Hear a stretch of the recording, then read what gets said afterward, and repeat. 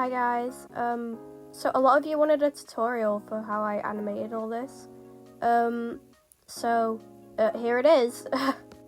First, a lot of people were wondering how I animated the hair to move so quickly, so I'm going to be showing you how to do that.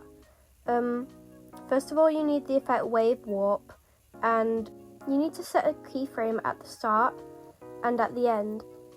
To get the animation to move fast, I've set it from 1.5 all the way to 100.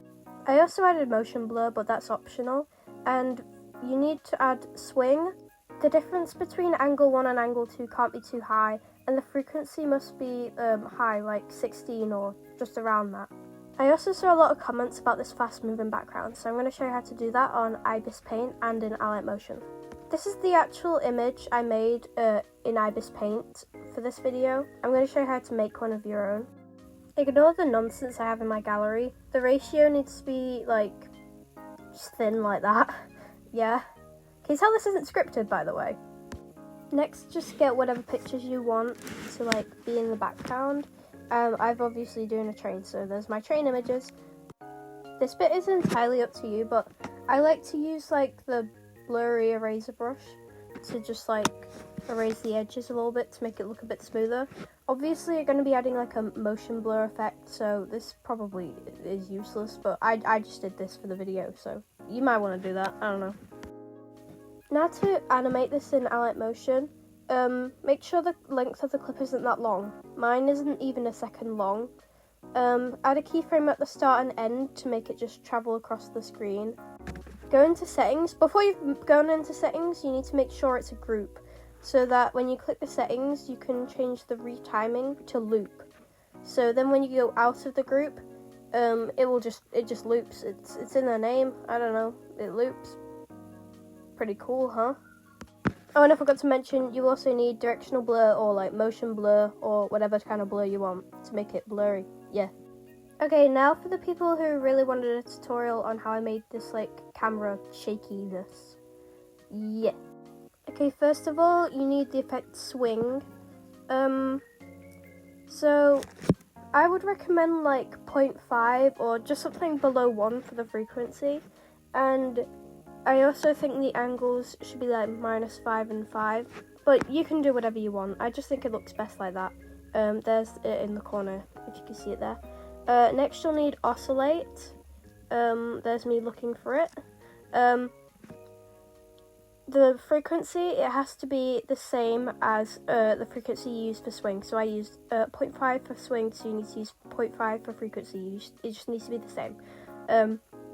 The angle can be whatever. I would recommend it to be 90, which is like moving it up and down. And the magnitude can be whatever. It doesn't really matter. Just whatever. Then you need auto shake. The frequency, again, it has to be the same as the other ones. Yada yada yada. The magnitude, you just do whatever you want, whatever looks good. The slack, it should be 100. This means it can move in all directions, and that's how it looks so far. If you're okay with that, then you can just stop there. But I like to add Z shake, which makes it zoom in and out. Important to note, this will only really work for like, just Z-shake doesn't work on certain things. I don't think you can use Z-shake on elements. It might work on projects, but I would only really use it if you've already exported your project and then you're importing it back into Alight Motion. So yeah, and then this is how I made that transition. Add a keyframe from the start and like wherever. At the start of the keyframe, the first keyframe, increase the magnification, and that's the graph you should use. Then you should add a keyframe for frequency and increase the frequency at the start keyframe. So that's how it looks. Pretty cool, huh? I almost forgot about this step, but if you want to make it look a little bit more shaky, just a little bit, you can add another auto shake.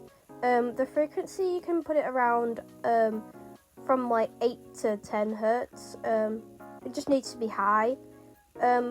The slack, again, put it at 100. You can change the Z shake, but you don't really need to.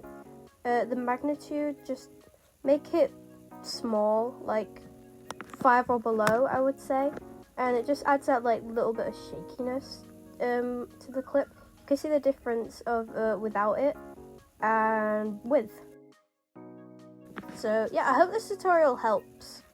I don't really know how to explain things. Also, I'm sorry I sound stupid the whole way through. My voice is, I don't like it.